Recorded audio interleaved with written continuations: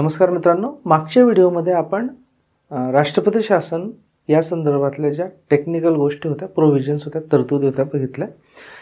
आता ह्या प्रकारचं राष्ट्रपती शासन म्हणजे ही आणीबाणी 356 ची किती वेळा लागू केली गेली. आपण 352 ची आणीबाणी बघितली होती. राष्ट्रीय आणीबाणी किती वेळा लागू केली गेली होती? 3 वेळा. या आणीबाणीला मोजदाद नाही. इनफॅक्ट ॲक्युरेट आकडा पण बदलत राहतो दरवर्षी, कारण कुठल्या ना कुठल्या राज्यात राष्ट्रपती शासन लागत राहतं. एनिवेज, तरी आता प्रमाण बऱ्यापैकी कमी झालेलं आहे. आत्तापर्यंत लागू झाल्याचे जे इन्स्टन्सेस आहेत ते जवळपास 130 पेक्षा जास्त आहेत. आणि तुम्हाला हे वेगवेगळ्या पुस्तकांमध्ये वेगवेगळं सापडेल. याचं कारण ते पुस्तकाची प्रिंट कधीची आहे त्यानुसार ते बदलत राहतं. कोणी 2015 पर्यंतचा आकडा घेतला, कोणी 2019 पर्यंतचा घेतला, कोणी 2023 पर्यंतचा घेतला, तो बदलत राहील. राईट. सो रफली जेव्हा मी बोलतो आहे तोपर्यंतचा आकडा हा 130 पेक्षा जास्त वेळा ही आणीबाणी लागू केली गेलेली आहे. आणि आणीबाणी लागू केलेले राज्य जर बघितली तर पुन्हा मी हे सांगतो की हे बदलू शकतं, पण अवेलेबल इन्फॉर्मेशनच्या आधारावर आतापर्यंत सगळ्यात जास्त मणिपूरला 10 वेळा लागू केली गेलेली आहे मणिपूरमध्ये. त्याच्यानंतर बघा, पंजाब 9 वेळा, बिहार 8 वेळा. ओके, म्हणजे जे मेजर राज्य आहेत त्याच्यामध्ये मणिपूर आहे, पंजाब आहे, त्याच्यानंतर बघा उत्तर प्रदेश पण आहे 9 वेळा. Okay, so Manipur, Punjab, Uttar Pradesh, Bihar. Okay, 8 वेळेला. आणि मग महाराष्ट्रात किती वेळा? तर महाराष्ट्रात मी ज्यावेळी बोलतो आहे डिसेंबर 2023 मध्ये, तोपर्यंतची जी माहिती आहे त्यानुसार महाराष्ट्रात 3 वेळा लागू झालेला आहे. कधी कधी तर महाराष्ट्राचं बघूयात आपण. 1 मिनिट.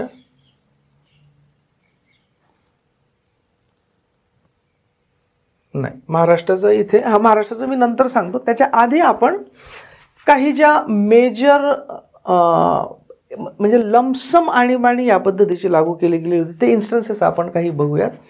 बघा, 1977 मध्ये काँग्रेस पक्षाचा पराभव झाला. आपल्याला माहिती आहे 75 मध्ये आणीबाणी लागली होती, 77 मध्ये काँग्रेस पक्षाचा पराभव झाला आणि मोरारजी देसाई हे पंतप्रधान झाले.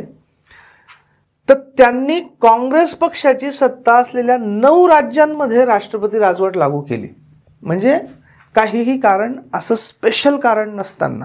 ओके, की म्हणजे त्यावेळी काय होतं की हे पॉलिटिकल स्लगफेस्ट चालायचं की ठीक आहे, आता आमची सत्ता आली तर तुमची सत्ता असलेल्या राज्यांमध्ये आम्ही आणीबाणी लागू करू किंवा राष्ट्रपती राजवट करू. हे 9 कोणते होते? उत्तर प्रदेश, राजस्थान, मध्य प्रदेश, पंजाब, बिहार, हिमाचल प्रदेश, ओरिसा, पश्चिम बंगाल, हरियाणा.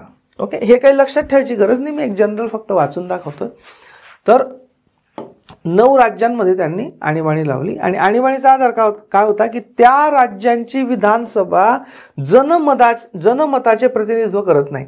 म्हणजे राष्ट्रीय स्तरावर जनता दल जिंकलेला आहे, जनता दलाची सत्ता प्रस्थापित झालेली आहे आणि या राज्यांमध्ये काँग्रेसची सत्ता आहे, ती जनमताचं प्रतिनिधित्व करत नाहीये, म्हणून तिथे राष्ट्रपती शासन लागू करण्यात आलं. एकाच वेळी किती वेळा? किती राज्यांमध्ये? 9 राज्यांमध्ये. त्यानंतर 1980 मध्ये काँग्रेस पुन्हा सत्तेत आलं. म्हणजे नंतरच्या ज्या निवडणुका झाल्या त्याच्यात पुन्हा चित्र पूर्ण उलट झालं. म्हणजे ज्या इंदिरा गांधींना पूर्ण नाकारलं होतं 77च्या निवडणुकांमध्ये, ते प्रचंड बहुमत मिळून त्या पुन्हा सत्तेमध्ये आल्या. आणि त्यावेळी 9 राज्यात पुन्हा राष्ट्रपती राजवट लागू करण्यात आली. उत्तर प्रदेश, बिहार, राजस्थान, मध्य प्रदेश, पंजाब, ओरिसा, गुजरात, महाराष्ट्र, तामिळनाडू. किती झाले? 1 2 3 4 5 6 7 8 आणि 9. ओके, आणि इकडे किती होते? मला इथे डाऊट आहे थोडासा. 1 2 3 4 5 6 7 8 9 10. अच्छा, 10. एनिवेज, हा आकडा आपण नंतर पुन्हा एकदा मी रिकन्फर्म करेल आणि पुढच्या लेक्चरमध्ये सांगेल. इन एनी केस, 77 मध्ये लमसम अनेक राज्यांमध्ये जनता दलाने राष्ट्रपती राजवट लागू केली. 1980 मध्ये लमसम काँग्रेसने पुन्हा सत्तेत आल्यावर अनेक राज्यांमध्ये राष्ट्रपती राजवट लागू केली. 1992 मध्ये भाजप शासित 3 राज्यांमध्ये आणीबाणी लागू केली गेली होती, राष्ट्रपती शासन लागू केलं गेलं होतं. मध्य प्रदेश, हिमाचल प्रदेश आणि राजस्थान या 3 राज्यांमध्ये राष्ट्रपती राजवट. आधार हा होता की केंद्र सरकारद्वारे काही विशिष्ट धार्मिक संघटनांवर आणलेली बंदी ही राज्य व्यवस्थित अंमलात आणत नाहीत, हे कारण होतं. म्हणजे केंद्र सरकारने काही धार्मिक संघटनांवर बंदी घातलेली होती आणि ती बंदी व्यवस्थित अंमलात आणली जात नव्हती या भाजप शासित राज्यांमध्ये, असं केंद्र सरकारचं म्हणणं होतं. कोणते राज्य? मध्य प्रदेश, हिमाचल प्रदेश आणि राजस्थान. आणि म्हणून 1992 मध्ये या 3 राज्यांमध्ये आणीबाणी राष्ट्रपती शासन लागू करण्यात आलं होतं. पण हा मॅटर गेला कोर्टामध्ये की आणीबाणी योग्य आहे की नाही आहे वगैरे वगैरे. तर त्या खटल्याचं नाव आहे SR बोम्मई खटला किंवा नुसता बोम्मई खटला 1994. ओके, बोम्मई आहे याच्यात ॲक्च्युली, बोम्मई खटला 1994. तर या 3 राज्यात लागू केलेली जी राष्ट्रपती राजवट आहे ही योग्य आहे की नाही हा त्याच्यामधला मॅटर होता. तर या केसमध्ये सुप्रीम कोर्टाने असा निर्णय दिला की ही जी 3 भाजप शासित राज्यांमध्ये काँग्रेसने लादलेली आणीबाणी होती ही योग्य आहे असं सुप्रीम कोर्टाने सर्वोच्च न्यायालयाने म्हटलं. आणि त्याचं कारण सर्वोच्च न्यायालयाने असं दिलं की धर्मनिरपेक्षता हा घटनेचा मूलभूत साच्याचा भाग आहे. आपण जे बेसिक स्ट्रक्चर ची कन्सेप्ट बघितली बघा की घटनेचा आत्मा आहे काही, तो आत्मा म्हणजे बेसिक स्ट्रक्चर किंवा मूलभूत साचा. तर धर्मनिरपेक्षता हा सुद्धा भारताच्या मूलभूत साच्याचा भाग आहे. आणि तो मूलभूत साचा मेंटेन करण्यासाठी जर केंद्र सरकार काही धार्मिक संघटनांवर बंदी घालत असेल तर ते योग्यच आहे धर्मनिरपेक्षता मेंटेन करण्यासाठी. आणि म्हणून त्या संघटनांवरची बंदी ही राज्य सरकार व्यवस्थित अंमलात आणत नाही आहेत, म्हणजेच धर्मनिरपेक्षतेचा साचा मेंटेन होत नाही आहे, म्हणजेच घटनात्मक पद्धतीने या राज्यांमध्ये सरकार चालवलं जात नाही असं ऑब्झर्वेशन करून बोम्मई खटल्यामध्ये सर्वोच्च न्यायालयाने त्याला योग्य ठरवलं. Okay, right. मात्र असे अनेक इन्स्टन्सेस पण आहेत की ज्याच्यामध्ये अयोग्य पण ठरवलं गेलं. उदाहरणार्थ नागालँडमध्ये 1988 मध्ये लादलेली आणीबाणी, कर्नाटकमध्ये 1989, मेघालयमध्ये 1991, हे काही एक्झाम्पल्स आहेत की ज्याच्यात न्यायालयाने म्हटलं की ही आणीबाणी लादलेली चुकीची आहे. थोडक्यात काय की याचा उपयोग दुरुपयोग हे दोन्ही चालू होते.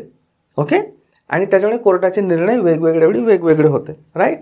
मग या पद्धतीने शेवटी नंतर आपण बघू की एक सरकार या कमिशन होतं आणि हे बोम्मई खटला होतं. तर बोम्मई खटल्यामध्ये सर्वोच्च न्यायालयाने काही निकष लादून दिले की बाबा कोणत्या आधारावर लादली गेलेली आणीबाणी ही योग्य राहील, कोणत्या आधारावर लादली गेलेली आणीबाणी ही योग्य नाही राहणार, ते आपण पुढे बघणारच आहोत.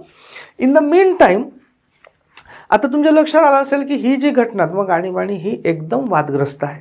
ओके, याचं कारण म्हणजे की याचा जो उपयोग झालेला आहे तो बऱ्याच प्रमाणावर राजकीय उपयोग झाला आहे असं अनेक टीकाकारांचं म्हणणं आहे आणि अनेक न्यायालयांच्या निर्णयांमध्ये सुद्धा ते येतं. ओके, मग याच्याविषयी घटनाकारांचं काय म्हणणं होतं की ज्यावेळी या तरतुदी घटनेमध्ये इन्क्लूड करण्यात आला तर नेमकं काय घटनाकारांचं म्हणणं होतं ते थोडंसं आपण जाणून घेऊ.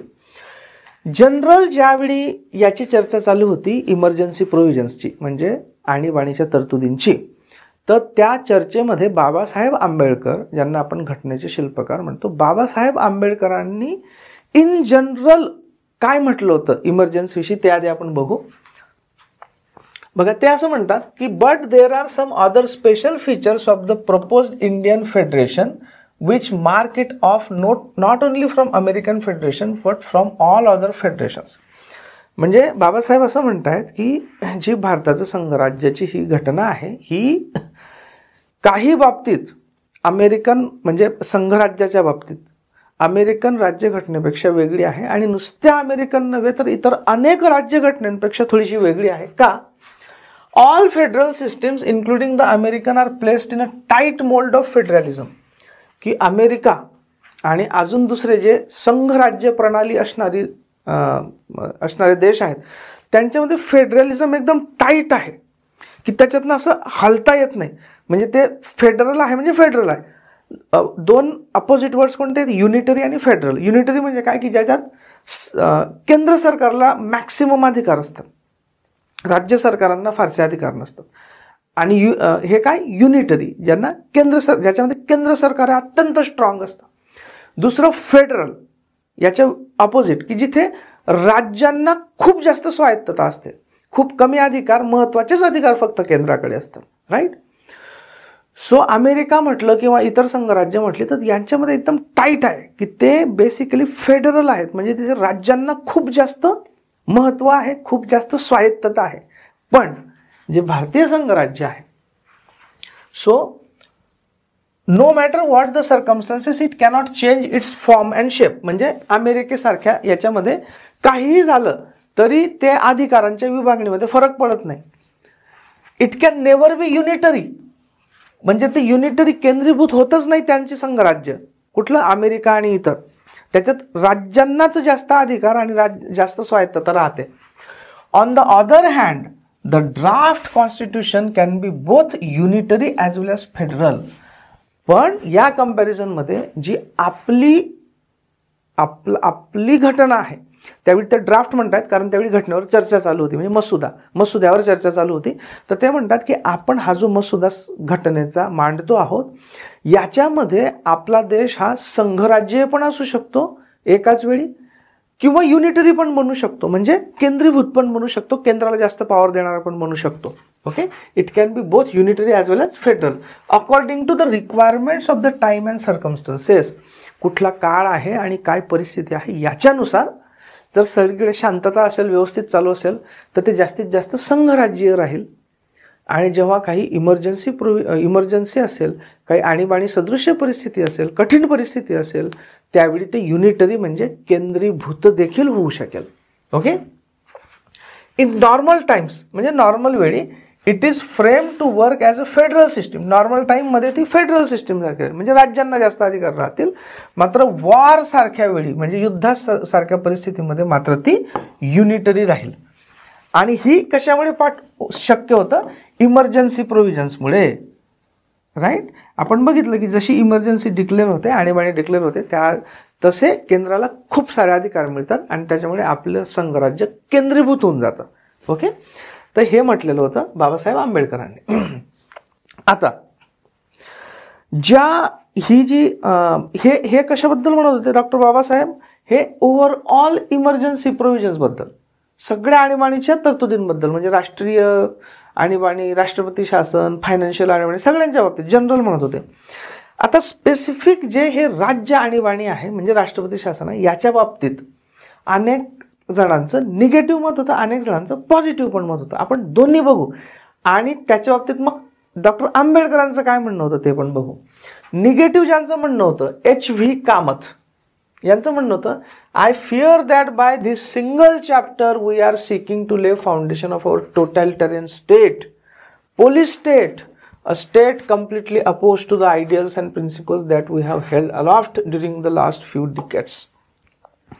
H.V. कामत हे जे एक घटना समितीचे सदस्य होते, यांचा याला विरोध होता. ते म्हणत होता की या एका प्रकरणामुळे म्हणजे ते घटनेच्या प्रकरणाद्वारे आपण एक टोटॅलिटरियन म्हणजे जे आपण हुकुमशाहीसारखं देशाचं हे करतो आहोत की ज्याच्यामध्ये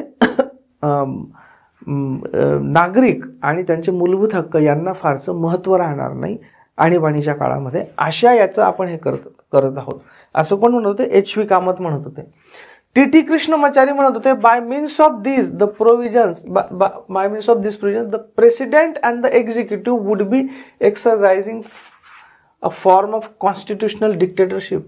T.T. कृष्णमाचारी हे पण घटना समितीचे सदस्य होते. ते म्हणतात की या प्रोव्हिजन्समुळे म्हणजे 356 वाल्या ज्या प्रोव्हिजन आहेत राष्ट्रपती शासनाद्वारे, आपण एक प्रकारे राष्ट्रपतींना आणि एक्झिक्युटिव्ह म्हणजे कार्यकारी मंडळ म्हणजे पंतप्रधान आणि त्यांचं मंत्रिमंडळ यांना एका प्रकारे आपण डिक्टेटरशिप प्रदान करत आहोत, म्हणजे हुकुमशाहीचे अधिकार प्रदान करत आहोत, असं T.T. कृष्णमाचार्यांचं म्हणणं होतं.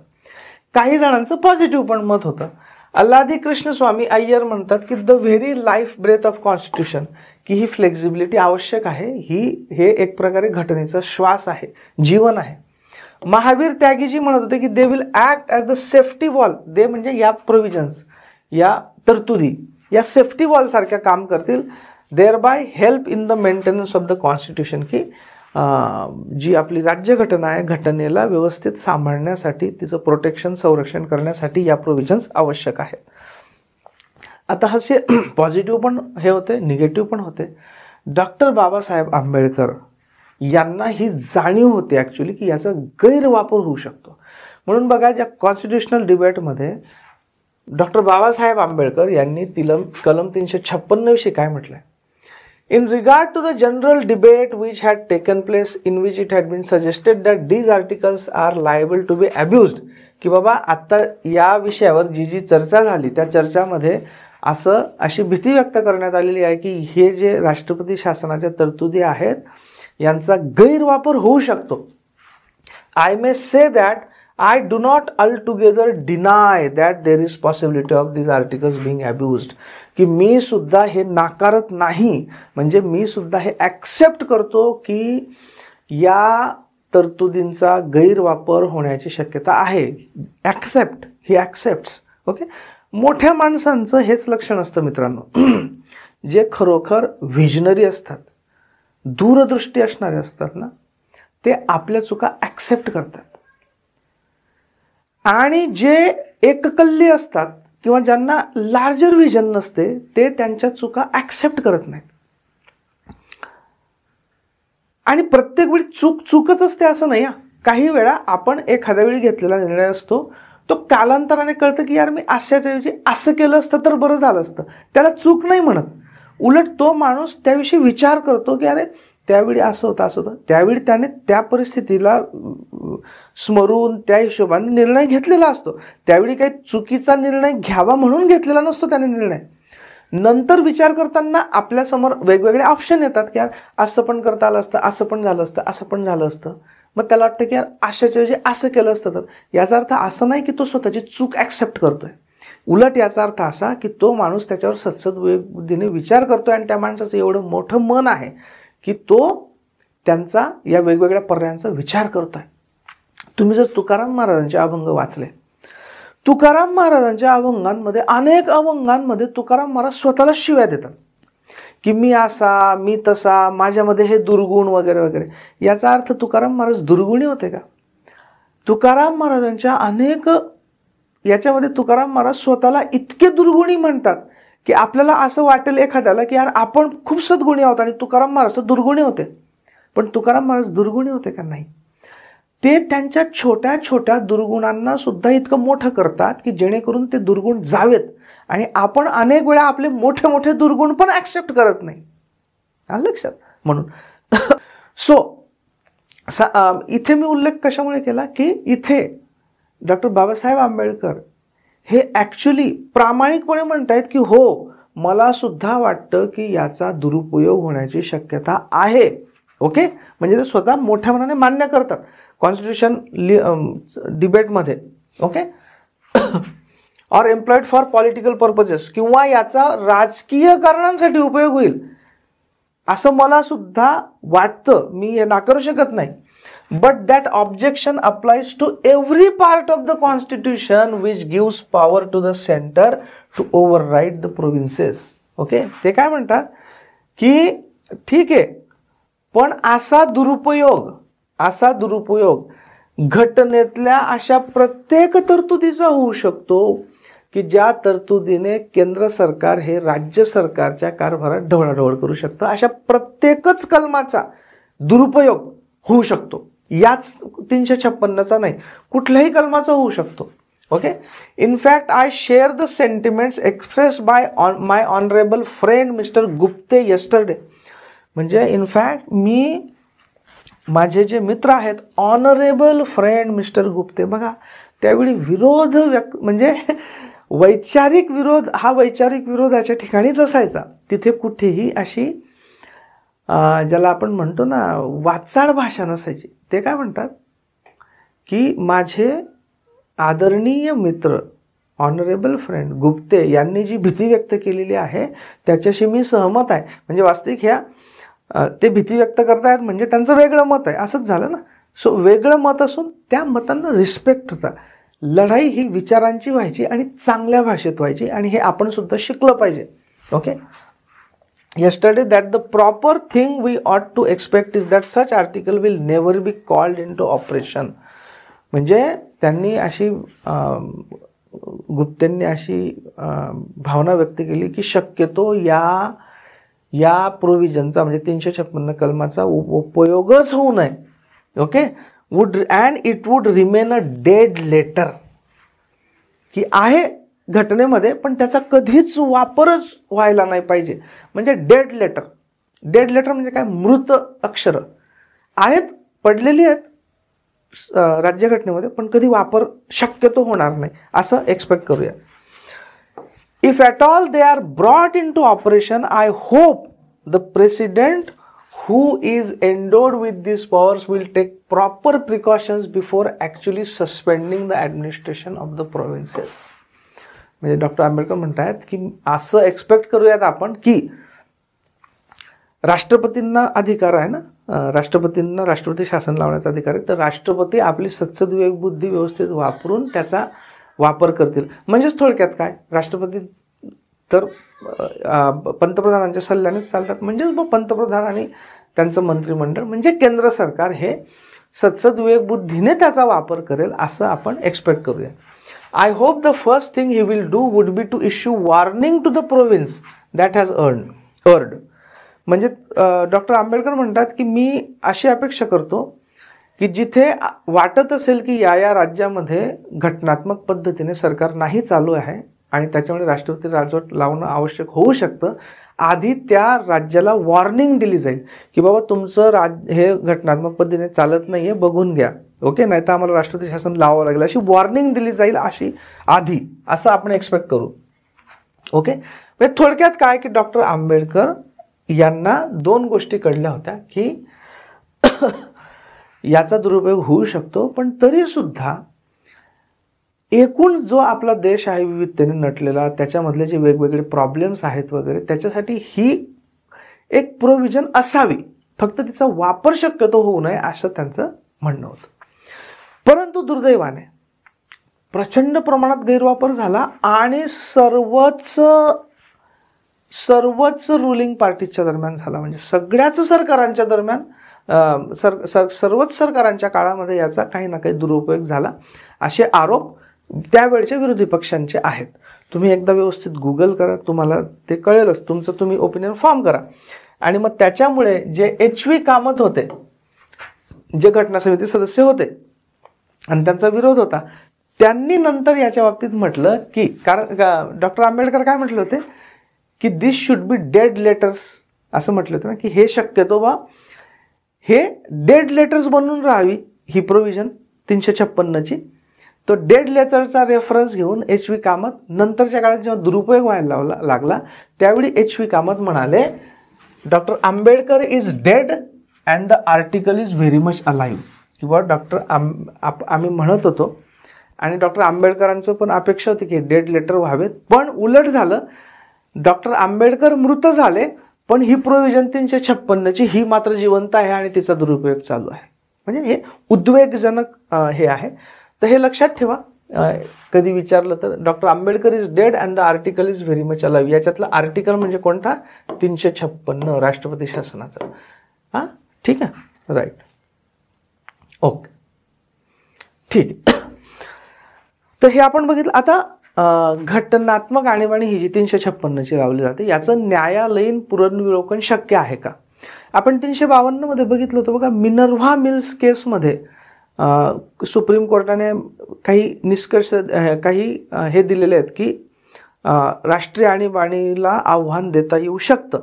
याच्या बाबतीत काय याला देता येऊ शकतं का? तर जी 38वी घटना दुरुस्ती आहे 1975ची त्याच्याने अशी तरतूद केली गेली होती की ही जी घटनात्मक आणीबाणी लागू केलेली आहे याच्या बाबतीत राष्ट्रपतींची जी खात्री आहे, म्हणजे राष्ट्रपतींची जी खात्री असते लिहिलेली की या राज्यामध्ये घटनात्मक पद्धतीने शासन चालवलं जात नाही किंवा चालवलं जाणार नाही अशी माझी खात्री पटली आहे, म्हणून मी राष्ट्रपती शासन लागू करत आहोत, ही जी खात्री आहे हिला चॅलेंज करता येणार नाही, ती अंतिम राहील, तिला कुठल्याही न्यायालयात चॅलेंज करता येणार नाही, असं 38व्या घटनादुरुस्तीने केलेलं होतं. पण 44व्या घटनादुरुस्तीने ते उलट केलं, हे रद्द केलं. म्हणजे याचा अर्थ काय की घटनात्मक आणीबाणीला कोर्टामध्ये आव्हान देता येऊ शकतं.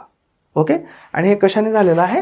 44वी घटनादुरुस्ती. Okay, right. आता SR बोम्मई खटला, तुम्हाला मी म्हटलं होतं ना की 3 भाजप शासित राज्यांमध्ये आणीबाणी लागली होती, तो खटला झाला, त्याच्यात ती आणीबाणी तर योग्य ठरवली, पण आणीबाणीचं म्हणजे राज्य आणीबाणीचं डिस्कशन चालू असल्यामुळे या बोम्मई खटल्यामध्ये सुप्रीम कोर्टाने काही निकष घालून दिले, काही मार्गदर्शक तत्व घालून दिली आणि काही उदाहरणं पण दिली. ओके, सो मार्गदर्शक तत्व की राज्य आणीबाणी म्हणजेच राष्ट्रपती शासन लावताना काय निकष पाळले गेले पाहिजेत आणि त्या निकषांबरोबर काही एक्झाम्पल्स दिले की बाबा या आधारावर लावली तर योग्य असेल, या आधारावर लावली तर अयोग्य असेल, असे काही एक्झाम्पल्स पण दिले, ते आपण बघू. नंबर 1, घटनात्मक आणीबाणीच्या राष्ट्रपतींच्या आदेशाचे न्यायालयीन पुनर्विलोकन होऊ शकतं. हे तर झालंच की बाबा याला न्यायालयात आव्हान देता येऊ शकतं, न्यायालय त्याला रद्दबातल ठरवू शकतं. राष्ट्रपतींचे समाधान हे संबंधित तथ्यांवर म्हणजे रिलिव्हंट मटेरियलवर आधारित असलं पाहिजे. म्हणजे ते इररिलिव्हंट म्हणजे असंबद्ध, बाह्य म्हणजे एक्स्ट्रॅनियस अशा ग्राउंडवर नको. म्हणजे असं नको की पोट दुखतंय आणि सर्जरी मेंदूची केली, म्हणजे कसंही करून एखाद्या राज्यात राष्ट्रपती शासन लावायचंच आहे आणि त्यासाठी दुसरं कुठलंही कारण दिलं आणि लावून टाकलं, असं नको. कशासाठी तुम्ही लावत आहात आणीबाणी याचं कारण आणि आणीबाणी याचा संबंध असला पाहिजे. ओके, नाहीतर म्हणजे हे नको व्हायला की पाय दुखतो आहे आणि सर्जरी मात्र पोटाची होत आहे, असं नको. किंवा ते मालाफाईड किंवा परव्हर्स असेल तर अशी कृती रद्दबातल ठरवू शकतं कोण? न्यायालय. घटनात्मक आणीबाणी लावण्यासाठी सुसंबद्ध तथ्य उपलब्ध होते हे सिद्ध करण्याची जबाबदारी केंद्र सरकारची आहे. आणीबाणी कोण लावत आहे? केंद्र सरकार लावत आहे. राष्ट्रपतींच्या आदेशाने असलं तरी ते केंद्र सरकारच्या याच्यानेच होतं सगळं. तर योग्य कारणं होती की नव्हती, म्हणजे सुसंबद्ध तथ्य किंवा योग्य कारणं आणीबाणी लावण्यासाठी होती की नव्हती हे सिद्ध करण्याची जबाबदारी ही राज्यावर नाही. कारण राज्याने कुठे सांगितलंय की तुम्ही आमच्यावर आणीबाणी लावा, तुम्ही लावली ना, तर योग्य कारण होते की नाही हे सिद्ध करण्याची जबाबदारी केंद्र सरकारची राहील. याला इंग्लिशमध्ये म्हणतात onus of proof. Onus of proof हा लक्षात की कोणी सिद्ध करायचं याला म्हणतात ओनस ऑफ प्रूफ, म्हणजे सिद्ध करण्याची जबाबदारी. तर योग्य कारण होतं की नाही हे सिद्ध करण्याची जबाबदारी कोणाची राहील? केंद्र सरकारची राहील, कारण लावली आहे केंद्र सरकारने. आता सुसंबद्ध तथ्य अचूक आणि पुरेसे होते की नाही हे न्यायालय तपासणार नाही, परंतु ते तथ्य आणीबाणी लादण्याच्या कारणाशी सुसंबद्ध होते की नाही हे न्यायालय तपासेल. हे व्यवस्थित समजून घ्या की समजा न्यायालय काय तपासेल. समजा असं समजू आपण की पोटाची सर्जरी झाली आहे आणि ही पोटाची सर्जरी योग्य म्हणजे पोटाची सर्जरी म्हणजे आणीबाणी लावलेली असं लक्षात ठेवा. ही पोटाची सर्जरी बरोबर आहे की नाही आहे हे तपासायचं आहे. ओके, तर कोर्ट काय तपासेल? कोर्ट एवढंच तपासेल की खरंच पोट दुखत होतं का डोकं दुखत होतं आणि तुम्ही पोटाची सर्जरी केली. कोर्ट काय बघेल की असं तर नव्हतं ना की डोकं दुखत होतं आणि पोटाची सर्जरी केली, असं तर नाही आहे ना, एवढंच तपासेल. समजा असं असेल पेशंटचं म्हणणं की माझं पोट इतकं दुखत नव्हतं की सर्जरी करावी, थोडंसंच दुखत होतं, हे न्यायालय चेक करणार नाही. म्हणजे पोटच दुखत होतं ना एवढं चेक करेल फक्त न्यायालय. अच्छा, पोट दुखत होतं का, मग पोटाची सर्जरी ओके. मग ते कमी दुखत होतं का जास्त दुखत होतं याच्यात कोर्ट जाणार नाही. कोर्ट एवढंच चेक करेल की पोटच दुखत होतं ना, का पाय दुखत होता, डोकं दुखत होतं आणि तुम्ही सर्जरी पोटाची केली. म्हणजे काय की जे कारण होतं ते कारण पुरेसं होतं का नाही हे नाही कोर्ट बघणार. पुरेसं म्हणजे काय, पोट कमी दुखत होतं का जास्त दुखत होतं हे नाही बघणार. जे कारण आहे आणि जी ऍक्शन घेतली आहे ही एकमेकांना कनेक्टेड आहे की नाही हे कोर्ट तपासेल. जर कारण होतं डोकं दुखत होतं आणि तुम्ही केली पोटाची सर्जरी तर कोर्ट म्हणेल नथिंग डुईंग, कॅन्सल ही आणीबाणी.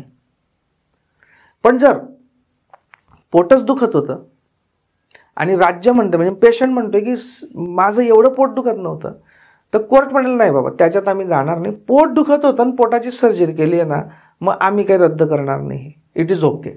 असं याचा अर्थ हा आहे. Okay, right. घटनात्मक आणीबाणी ही घटनाबाह्य होती असा निर्णय न्यायालयाने दिलास बरखास्त केले गेले राज्य सरकार पुनर्स्थापित करणे आणि त्या राज्याची विधानसभा निलंबित किंवा बरखास्त केली गेली असेल तर तिला पुनर्स्थापित करण्याचा अधिकार न्यायालयाला राहील. समजा असं झालं की महाराष्ट्रामध्ये आणीबाणी लावली गेली, पण नंतर कोर्टाने निर्णय दिला की नाही ही आणीबाणी चुकीची होती. पण त्या दरम्यान समजा आणीबाणीच्या काळामध्ये आयदर मुख्यमंत्री आणि त्यांचं मंत्रिमंडळ बरखास्त केलेलं असेल किंवा विधानसभा निलंबित केलेली असेल किंवा विधानसभा बरखास्त केलेली असेल, तर ते सर्व न्यायालय पुनर्स्थापित करू शकतं. कारण काय, कारण तो निर्णयच चुकीचा होता. हा न्यायालयाने निर्णय दिलेला आहे, तर त्या चुकीच्या निर्णयाच्या काळात हे जे झालं सगळं बरखास्तगी निलंबन वगैरे हे सगळं परत म्हणजे ते सरकार परत येईल, ती विधानसभा परत येईल आणि तसा न्यायालय आदेश देऊ शकतं. Okay, right. राष्ट्रपती शासन लावण्याचा राष्ट्रपतींचा आदेश संसदेने मंजूर केल्यानंतरच राज्याची विधानसभा बरखास्त केली गेली पाहिजे. हां, कारण बघा राष्ट्रपती शासन लावलं की त्याच्यानंतर 2 महिन्याच्या आत संसदेची मंजुरी मिळणं आवश्यक असतं ना. तर बोंबई खटल्यामध्ये सुप्रीम कोर्टाने असं म्हटलंय की बाबा 2 महिने मंजुरी मिळेपर्यंत थांबा, तेवढ्या काळात ही विधानसभा बरखास्त करू नका. कमीत कमी संसदेच्या मंजुरीपुरती तरी थांबा, त्यानंतरच बरखास्त करायची असेल तर करा. ओके. आणीबाणीच्या आदेशाला मंजुरी मिळेपर्यंत विधानसभा निलंबित करता येईल, परंतु बरखास्त करू नये. निलंबित करा वाटलं तर तुम्ही, मी निलंबित आणि बरखास्त याच्यातला फरक तुम्हाला सांगितलेलाच आहे. निलंबित करा वाटलं तर त्या 2 महिन्याच्या आत, पण बरखास्त करू नका. बरखास्त जर करायची असेल तर संसदेच्या मंजुरीची वाट बघा. संसदेची पण मंजुरी मिळून गेली तर ठीक आहे, बरखास्त करा. संसदेची मंजुरी मिळण्यापूर्वी विधानसभा निलंबित केली असेल व राष्ट्रपतींच्या आदेशाला संसदेची मंजुरी मिळाली नाही तर निलंबित केली गेलेली विधानसभा पुन्हा कार्यान्वित होईल. समजा या 2 महिन्याच्या काळामध्ये मंजुरी मिळण्याच्या आत निलंबित करा, काही प्रॉब्लेम नाही असं म्हटलंय ना सर सुप्रीम कोर्टाने. मग जर तशी निलंबित केली असेल पण या 2 महिन्याच्या काळात संसदेची मंजुरी नाही मिळाली, ओके, तर मग ही निलंबित केलेली जी विधानसभा होती ना ही परत स्थापित करा. ओके. धर्मनिरपेक्षता हा राज्यघटनेचा मूलभूत साच्याचा भाग आहे आणि त्यामुळे धर्मनिरपेक्षता विरोधी राजकारण करणाऱ्या राज्य सरकारांवर कलम 356च्या तरतुदीनुसार केलेली कारवाई योग्य आहे. हा मेन कंटेन्शन होतं ना त्या खटल्यामधलं की 3 भाजप शासित राज्यांमध्ये लावलेली आणीबाणी याच्यावर लावली होती की बाबा जो धर्मनिरपेक्षतेचा साचा मेंटेन करण्यासाठी काही धार्मिक संस्थांवर बंदी लादणं आवश्यक आहे आणि हे राज्य सरकार ती व्यवस्थित अंमलात आणत नव्हते. त्याच्यावर कोर्टाने म्हटलं की येस, धर्मनिरपेक्षता हा देशाचा आत्मा आहे, हा मूलभूत साच्याचा भाग आहे, त्याची व्यवस्थित अंमलबजावणी जर राज्य सरकार करत नसतील तर तिथे लावलेली आणीबाणी, तिथे लावलेलं राष्ट्रपती शासन हे योग्यच आहे. राज्य सरकारने म्हणजेच मुख्यमंत्री आणि त्यांच्या मंत्रिमंडळात विधानसभेचा विश्वास गमावला आहे की नाही याचा निर्णय विधानसभेतच व्हायला हवा. असा निर्णय होण्यापूर्वी मंत्रिमंडळाला बरखास्त करणे योग्य नाही. हे काय होतं की समजा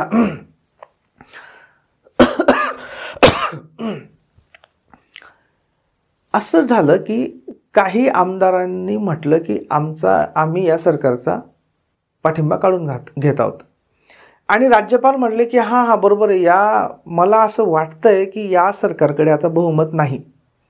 असं राज्यपालांनी स्वतः नाही करायचं, त्याचा निर्णय विधानसभेत ठरू द्या, म्हणजे विधानसभेच्या फ्लोअरवर ठरू द्या की खरोखर बहुमत आहे की नाही आहे. राज्यपालांनी आपल्या मनात ठरवू नये, हे याचा अर्थ आहे. ओके. आणि तसं होईपर्यंत विधानसभा बरखास्त करणं योग्य नाही. ओके. हे सगळे गायडिंग प्रिन्सिपल्स दिलेले आहेत सुप्रीम कोर्टाने. कोणत्या केसमध्ये? SR बोम्मई.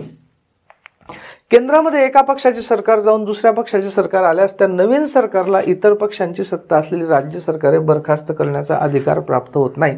ते जे झालं होतं ना 77 मध्ये आणि 80 मध्ये की जनता दलाचं सरकार आलं तर त्यांनी काँग्रेसचे राज्यामध्ये राष्ट्रपती शासन लावून टाकलं आणि नंतर काँग्रेसचं आलं तर त्यांनी जनता दलाच्या याच्यात लावून. ते म्हटले की हे योग्य नाही आणि त्याच्यामुळे पुढच्या काळामध्ये ही पद्धत बंद झाली. नाहीतर काय सांगावं, आताही ती चालू राहिली असती. तर कोर्टाच्या इंटरव्हेन्शनमध्ये मुळे हे या कलमाचा राजकीय वापर बऱ्याच मोठ्या प्रमाणावर थांबला.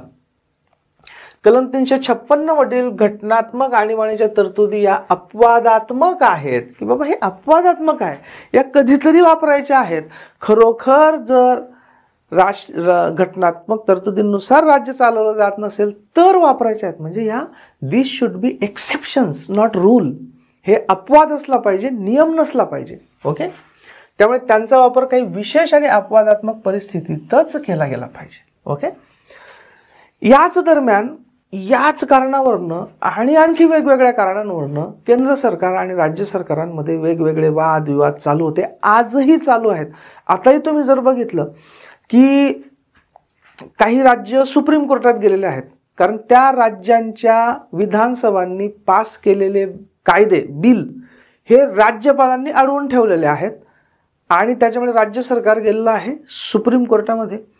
इनफॅक्ट तामिळनाडूच्या केसमध्ये सुप्रीम कोर्टाने तामिळनाडूच्या राज्यपालांना सांगितलेलं आहे की तुम्ही का अडवून ठेवलेले आहेत हे बिल वगैरे वगैरे. याच्यात दोन्ही बाजू असतात. म्हणजे हे वादविवाद चालू आधी पण होते, आता पण चालू आहेत आणि ते चालू पण राहतील. त्याच्यातनं आपण मागच्याने अमुक केलं म्हणून आपण अमुक करू असं जर प्रत्येक वेळच्या सरकारने ठरवलं तर मग देश प्रगती कशी करेल, देश व्यवस्थित कायद्याचं राज्याने कसं चालेल.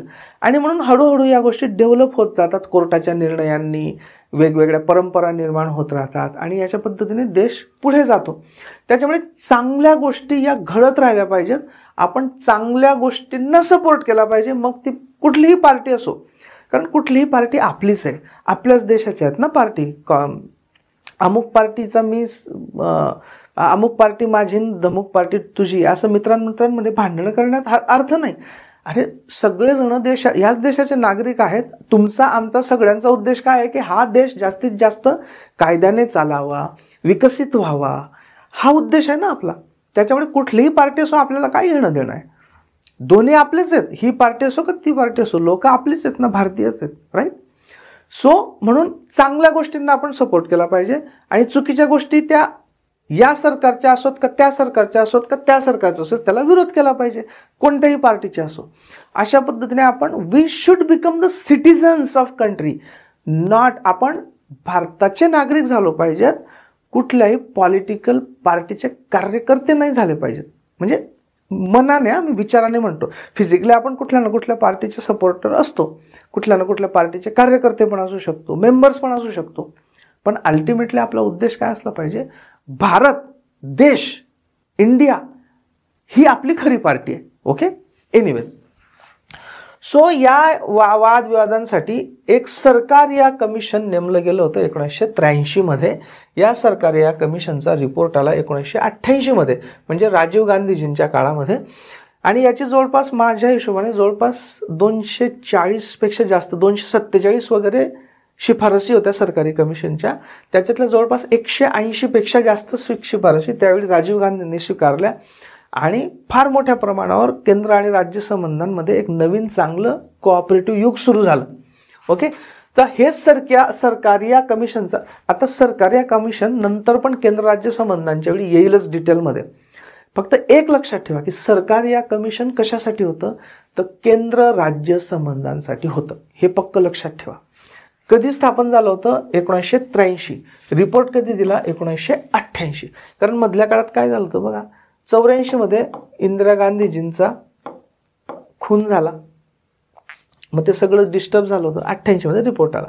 सो हा सरकारी या कमिशनचा रिपोर्ट आणि बोम्मई खटला वगैरे यांच्या एकत्रित याच्यातनं काही निकष सुप्रीम कोर्टाने घालून दिलेले आहेत की कोणत्या निकषानुसार लावलेली आणीबाणी ही योग्य राहील राष्ट्रपती शासन आणि कोणत्या निकषांवर लावलेली आणीबाणी अयोग्य राहील.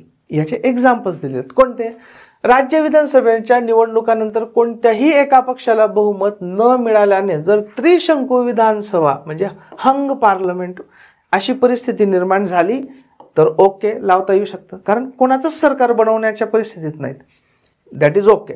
बहुमत मिळालेल्या पक्षाने सरकार स्थापन करण्यास नकार दिला आणि इतर कोणत्याही आघाडीला सरकार स्थापन करण्याइतपत बहुमत नाही, म्हणजे ज्याला बहुमत मिळालेलं आहे तो म्हणतोय मी सरकार नाही स्थापन करणार आणि बाकीच्या कोणाला मिळून बहुमत नाही, अशी परिस्थिती त्यावेळी लावलं राष्ट्रपती शासन, ओके. विश्वासदर्शक ठराव मंजूर झाल्यानंतर मंत्रिमंडळाने राजीनामा दिला व इतर कोणताही पक्ष किंवा आघाडी सरकार स्थापण्यास सक्षम नाही किंवा उत्सुक नाही किंवा तेवढं त्यांच्याकडे बहुमत नाही. म्हणजे काय की नवीन सरकार स्थापन झालं, विश्वासदर्शक ठराव पण मंजूर झाला, पण नंतर त्या मंत्रिमंडळाने राजीनामा देऊन टाकला आणि दुसऱ्या कोणाकडे बहुमत नाही किंवा दुसऱ्या कोणाकडे थोडंफार बहुमत असेल पण त्यांची इच्छा नाही सरकार स्थापन करण्याची, अशा वेळी पण लावलं तर ओके. केंद्र सरकारच्या संवैधानिक आदेशाचं पालन राज्य सरकार हेतुपुरस्सररित्या नसेल करत, म्हणजे केंद्र सरकारने काही निर्देश दिलेले आहेत आणि हेतुपुरस्सर एखादं राज्य सरकार त्याचं पालन करत नसेल तर राष्ट्रपती शासन लागणं हे पण योग्य आहे. अंतर्गत बंडाळी सदृश्य परिस्थिती समजा निर्माण झाली की एखादं राज्य सरकार हेतुपुरस्सर राज्यघटना कायद्याविरुद्ध कृती करत असेल किंवा हिंसक बंडालाची थावणी देत असेल तर जर लावली आणीबाणी तर ओके. घटनात्मक व्यवस्था प्रत्यक्ष कोसळणे, फिजिकल ब्रेकडाऊन म्हणजे ॲक्च्युअली हे बघा, एक थेरॉटिकल असतं हे की बाबा कोणाचं सरकार बनत नाही आहे वगैरे, तरी बाकी चालू असतं, नोकरशाही चालू असते, डिपार्टमेंट चालू असतात वगैरे वगैरे. काही वेळा अशी परिस्थिती निर्माण होऊ शकते की ॲक्च्युअल फिजिकल ब्रेकडाऊन होऊन जातो. त्याला हा शब्दच लक्षात ठेवा, फिजिकल ब्रेकडाऊन, प्रत्यक्ष कोसळणे, की राज्य सरकार जाणून बुजून घटनात्मक कर्तव्यांचं पालन करत नसेल आणि अंतर्गत सुरक्षिततेला धोका निर्माण झाला असेल तर देखील राष्ट्रपती शासन लागू करणं हे योग्य आहे. हे काही एक्झाम्पल्स आहेत योग्यचे. आता अयोग्यचे एक्झाम्पल बघू आपण. जर अस्तित्वात असलेल्या सरकारने विधानसभेचा विश्वास गमावल्यामुळे राजीनामा दिला किंवा त्याला बरखास्त करण्यात आला असेल परंतु इतर एखादा पक्ष किंवा आघाडी बहुमताचं सरकार स्थापन करू शकते का याची चाचपणी न करता राज्यपालांनी जर राष्ट्रपती शासनाची शिफारस केली तर रॉंग. म्हणजे काय की समजा आत्ता जे सरकार आहे त्याने विश्वास गमावला आहे, म्हणजे त्यांच्याकडे बहुमत नाही, ओके, पण राज्यपालांनी ते सरकार सोडून दुसरे जे विरोधी पक्षात बसलेले आहेत त्यांना एकदा विचारलं पाहिजे की बाबा तुम्ही स्थापन करू शकता का सरकार. तसं न विचारताच समजा आणीबाणी लावून टाकली तर इट इज रॉंग. कारण जरी आत्ता ज्याच्याकडे बहुमत आहे त्याने जरी राजीनामा दिला किंवा ते बरखास्त केलं गेलं पण दुसरा एखादा गट असेल की त्याच्याकडे बहुमत आहे आणि तो सरकार स्थापन करण्याला इच्छुक असेल पण तुम्ही त्यांना विचारलंच नाही तर इट इज रॉंग. आणि तर न विचारताच जर राष्ट्रपती शासन लावलं तर इट इज रॉंग. विधानसभाच्या सभागृहामध्ये सरकारला बहुमत सिद्ध करण्याची संधी न देता राज्यपाल स्वमताने सरकार अल्पमताचा असल्याचा निष्कर्ष काढत असतील तरी रॉंग. म्हणजे थेरॉटिकल की सभागृहामध्ये ॲक्च्युली चेक केलं पाहिजे की बहुमत आहे का नाही, पण सभागृहामध्ये चेक न करता राज्यपाल स्वतःच्या मनानेच असं ठरवत असतील की आता या सरकारकडे बहुमत नाही आणि राष्ट्रपती शासनाची शिफारस करत असतील तर इट इज रॉंग. तर सभागृहाच्या फ्लोअरवर हे चेक झालं पाहिजे की बहुमत आहे का नाही आहे. राज्यात ज्या पक्षाची सत्ता आहे त्या पक्षाचा राष्ट्रीय निवडणुकांमध्ये दारुण पराभव झाल्याने केंद्रात सत्तेत आलेल्या नवीन सरकारने दुसऱ्या पक्षांची राज्य सरकारे बरखास्त करणे. जसं 1977 आणि 80 मध्ये झालं की समजा राज्यामध्ये एक ए सरकारची सत्ता आहे आणि केंद्रामध्ये निवडणुका झाल्या बी पक्षाचं सरकार आलं तर बी पक्षाचं सरकार आलं म्हणून राज्यातलं ए सरकारचं बरखास्त करणं इट इज रॉंग, जे 77-80 मध्ये झालं होतं. अंतर्गत अशांतता असेल परंतु तिचे स्वरूप अंतर्गत बंडाळी म्हणजे सबवर्जन म्हणजे सार्वभौमत्वालाच आव्हान देणारं अशी इतकी कठीण परिस्थिती नसेल तर किंवा प्रत्यक्ष घटनात्मक यंत्रणा मोडकळीस आली नसेल म्हणजे फिजिकल ब्रेकडाऊन झालं नसेल तर राष्ट्रपती शासन लागू करण्याची गरज नाही. म्हणजे अंतर्गत अशांतता असेल तर ओके, लगेच लावू नका आणीबाणी. डायरेक्ट तिचं स्वरूप अंतर्गत बंडाळी, संवर्जन असं झालं असेल किंवा फिजिकल ब्रेकडाऊन झालं असेल तरच लावा. ओके. कुप्रशासन, भ्रष्टाचार किंवा तीव्र आर्थिक चणचणीचे आरोप, म्हणजे व्यवस्थित ॲडमिनिस्ट्रेशन चालू नाही आहे किंवा भ्रष्टाचार चालू आहे किंवा आर्थिक चणचण आहे, याच्यावर पण लावू नका. त्याच्यावर दुसरे उपाय आहेत. राष्ट्रपती शासन लागणे हा उपाय नाही, असा निकष आहे. राज्य सरकारला सुधारणांबाबत पूर्वसूचना न देता अचानक राष्ट्रपती राजवट लागू केलास. समजा असं वाटतंय की कुठल्या तरी राज्यामध्ये घटनात्मक पद्धतीने सरकार चालवलं जात नाही, पण त्यांना आधी वॉर्निंग दिली पाहिजे. जसं आंबेडकरांनी म्हटलं होतं ना, डॉक्टर आंबेडकरांनी, की वॉर्निंग दिली पाहिजे. आणि वॉर्निंग दिल्यानंतर पण नाही ऐकलं तर मग लावा, पण वॉर्निंग न देता अचानक एक दिवस उठलं आणि लावून टाकलं, असं नको व्हायला. ओके. याला अपवाद काय म्हणजे की समजा अचानक काहीतरी उद्भवलेली अतिशय हानिकारक परिणामांची शक्यता असेल तरच अचानक लावू शकतात. अदरवाईज त्या राज्य सरकारला आधी तुम्ही वॉर्निंग द्या, नंतरच लावा. ओके. पक्षातील अंतर्गत समस्यांच्या निवारणासाठी किंवा अशा असंबद्ध कारणांसाठी, समजा केंद्रामध्ये एखादं ए पक्षाचं सरकार आहे आणि राज्यामध्ये पण ए सरकारचंच आहे, पण या राज्यामध्ये त्या ए सरकारच्या दोन नेत्यांमध्ये काहीतरी वादविवाद चाललेला आहे आणि म्हणून केंद्रामध्ये पण एचंच सरकार आहे, पण ह्या राज्यामध्ये जे त्यांचेच नेते भांडतायत ना, यांचं एकदाचं मॅटर सॉर्ट आउट करण्यासाठी म्हणून डायरेक्ट ते सरकारच बरखास्त करून टाका, राष्ट्रपती राजवट लावून टाका. हे काय आहे की पक्षाचा प्रॉब्लेम आहे तो सॉल्व्ह करण्यासाठी राष्ट्रपती शासन, असं करू नका. ओके. किंवा इतर असंबद्ध कारणं की ज्या कारणांचा आणि राष्ट्रपती शासनाचा काही संबंध नाही, अशा कारणांसाठी राष्ट्रपती राजवट लागू करू नये. ओके. तर अशा पद्धतीने या ज्या प्रोव्हिजन्स आहेत, या प्रोव्हिजन्स आणि म्हणजे प्रोव्हिजन्स तर आपण बघितलेच, तर प्रत्यक्ष जो आहे याचा वापर झालेला, याचे पॉझिटिव्ज, निगेटिव्ज, त्याच्यानंतर बोंबई खटला, याविषयी आपण या व्हिडिओमध्ये बघितलं. पुढच्या व्हिडिओमध्ये आपण महाराष्ट्रातली आणीबाणी 3 वेळा कधी होती ती आणि उरलेली शेवटची वित्तीय आणीबाणी, म्हणजे पुढचा जो व्हिडिओ असेल हा आणीबाणीवरचा शेवटचा व्हिडिओ असेल आणि त्याच्यानंतर आपण पुढच्या चॅप्टरला सुरुवात करू. थँक्यू.